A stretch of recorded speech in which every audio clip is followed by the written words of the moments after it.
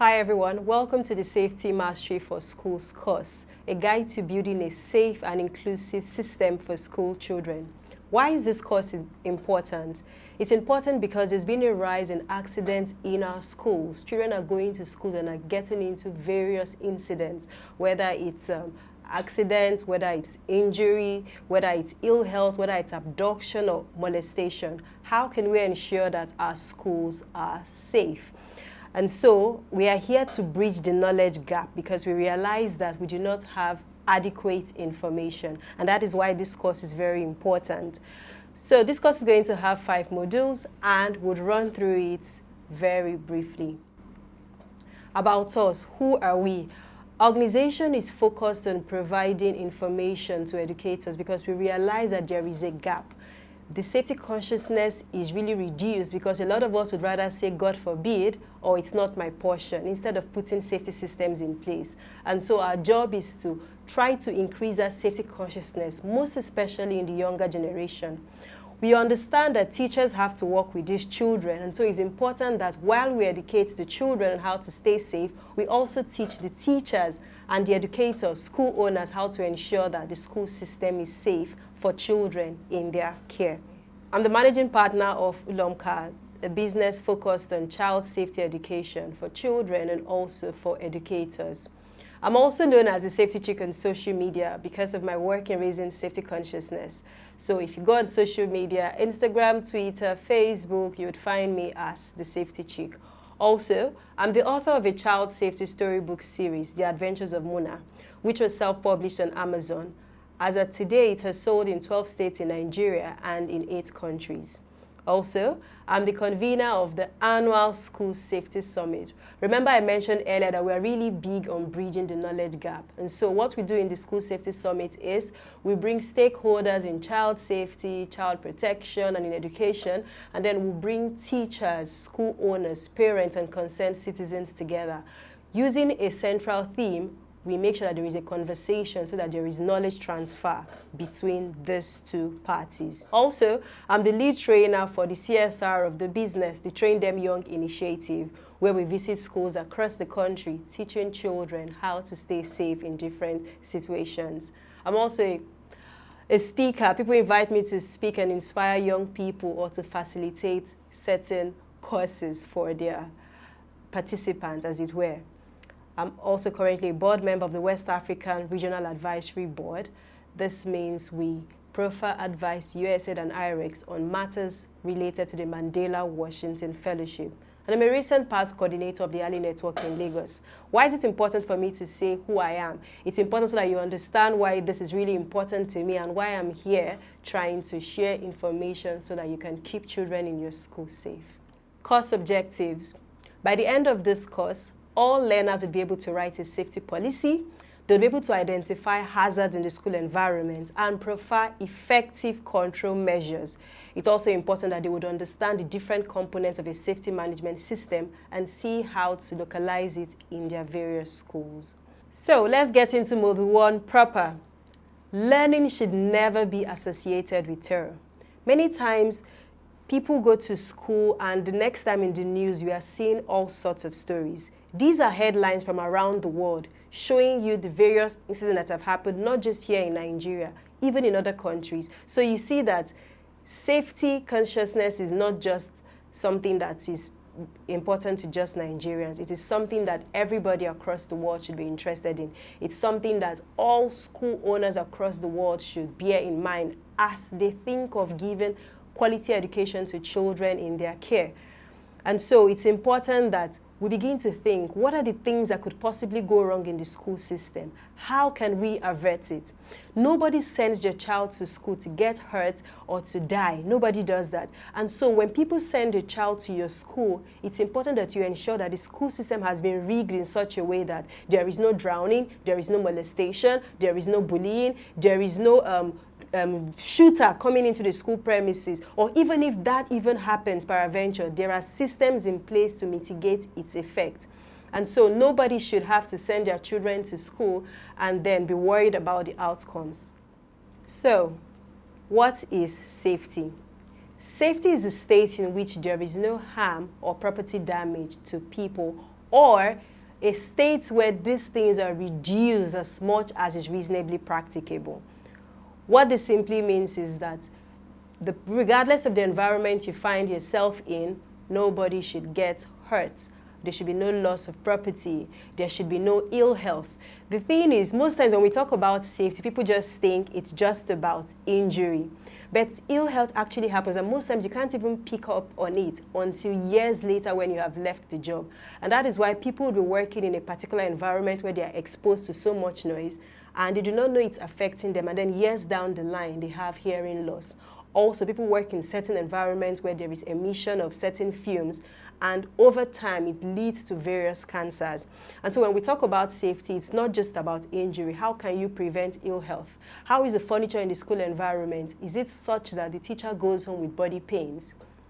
How is the school environment emotionally? Are people bullied? Are people being affected psychologically by relationship between staff or between children and the staff? So all these factors come together when we're talking about safety. So let's not always focus on just the injury aspect of things. What about the emotional? What about ill health? And what are the things we can put in place to ensure that as much as possible, these things are reduced? So what is a safety management system? This is actually very important to me because I have work experience in the aviation sector, and I have seen how using the safety management system, aviation has been able to reduce plane crashes and other safety incidents as much as possible. And so I'm borrowing that aspect of aviation, the safety management system, and then I'm localizing it to fit a school context. Any school owner, teacher, or educator that can make this to fit into the context of their schools to a large extent will boost the safety culture in that environment, and by extension reduce accidents and incidents. So what is a safety management system? According to Annex 19 of the International Civil Aviation Organization, ICAO, it is a systematic approach to managing safety, including the necessary organizational structures, accountability, responsibilities, policies, and procedures. Keywords: managing safety, including organizational structures, accountability, responsibilities, policies, and procedures. It is established and maintained by each service provider and operator, in this case the school, to continuously improve safety performance by identifying hazards, collecting and analyzing data, and continuously assessing safety risks. Now, there are certain keywords in this definition. It's really important that you identify hazards. It's also important that you collect and then you analyze the data. It's not just enough for you to collect data. You need to analyze it. What does this mean? What does it portend for your school in various situations? And then continuously assessing safety risks. Why is it important to continuously assess? As you assess, you see things that are working properly, and then you see things that are not working properly, and it helps you know how to manage it properly. It's really important to state at this point that a safety management system must be proactive. Now, safety is going to the point where we do not wait for things to happen before we begin to act. We want to think ahead, what could possibly go wrong, and then put systems in place such that even when things go wrong, we are able to withstand the effects. But if we do not do that, things eventually go wrong and then it becomes a problem. And so it's really important that our safety system is proactive. So you might begin to wonder, why is it important to even have a safety management system? What are the benefits? There are quite a lot of them. The first one is increased hazard identification. Why is that a benefit? Now, if you have a good safety management system in place, everybody involved in the business begins to identify hazards because they understand that this could actually affect the business in the long run, and so everybody gets involved. So whether it's the teacher, whether it's the student, whether it's the security personnel, whether it's the cleaners, everybody gets involved. Nobody thinks, oh, it's not my business, and then want to shy away from it. So giving an example, that would mean if a child was passing on the school corridor and sees a spill on the floor, bear in mind that the child is just a student, but because the child has felt the system of safety in school, the child knows to report it to a cleaner, because the child knows that, okay, it's not my responsibility to clean this spill, but I know that we have cleaners who clean spills. And so the child goes to tell the cleaner that, oh, I've seen a spill here, please, we need to clean it up so that somebody else doesn't fall. That child is showing ownership. Another example could be the staff who has to go with the school bus when children have to leave school or when they have to resume. When you are in the bus with the students and you notice something wrong, say for example the driver is not following safety rules, or say for example when the student had to come off, there was an issue, or you felt the tire wobble, you just noticed something strange. Because you know that your school operates a good safety system, you wouldn't just think, oh, it's not my business, I'm not the school owner. Instead, you're going to report so that necessary action can be taken so it doesn't lead to an accident. One thing that happens before you have an accident is there is something we call a chain of errors. Different people keep on making certain mistakes or keep on making error in judgment, and nobody is saying anything, and before you know it, that accident happens. But if people speak up at the first point of error, it helps to nip it in the bud so it doesn't degenerate to an accident. So it helps in increasing hazard identification. The second thing it does for you is effective risk mitigation. Again, risk mitigation is about putting the right control measures, so that accidents, even if they do happen, they are properly managed. And so if you have put certain control measures in place and you see that it is not functioning as it should, then you speak up. Speaking up means that it is going to be found out and other things are going to be put in place to ensure that that loophole is plugged. But if everybody feels, oh, it's not my business, you see that necessary control measures would not work. And that is why it's important. And a good safety system shows people that when we all come together, when we all work together, we achieve the things we need to achieve. And so increased and effective risk mitigation. People now see that, oh, this control measure is not functioning as it should. Why don't we try this? Everybody gets involved and own it.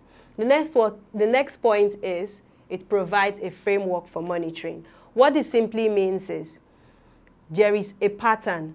You can see what you're doing properly and you can see what is not going on well. That helps you to monitor. But if there is no system to even measure it, you wouldn't even know when something is going wrong.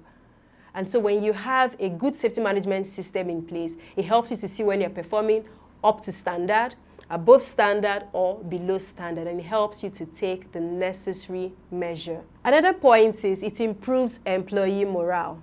Imagine you get this job and your benefits are amazing, and every time something is about to go wrong, you see how the school management swoops in to make sure that nothing actually happens. Before somebody gets injured, or even if somebody gets injured and you see how it is properly managed, it boosts your morale to work in that environment. But if things are poorly managed, you begin to wonder if you're in the right place, because you begin to think, if this were to happen to me, is this how the situation will be managed?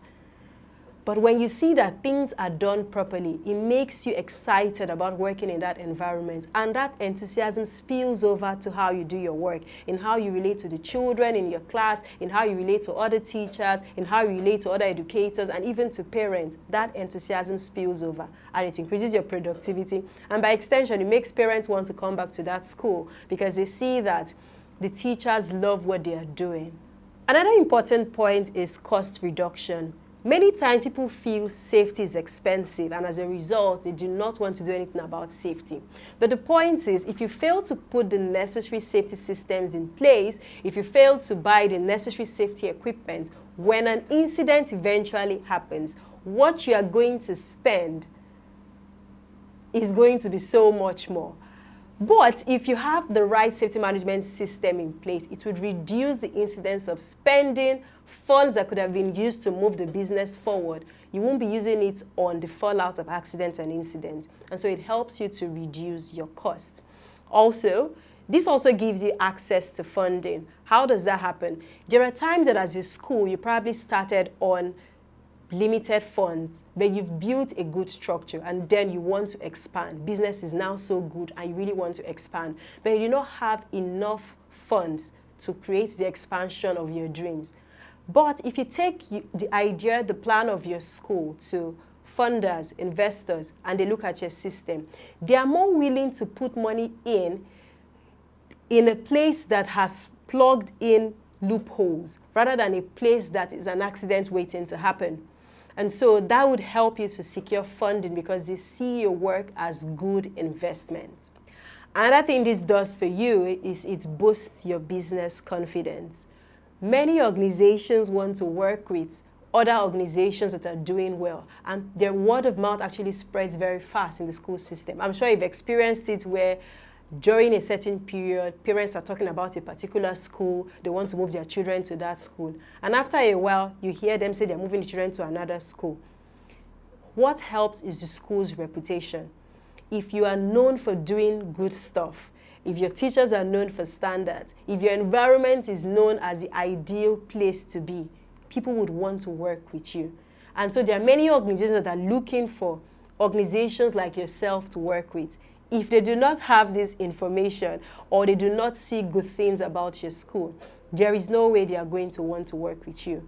Now, last but not the least is legal compliance.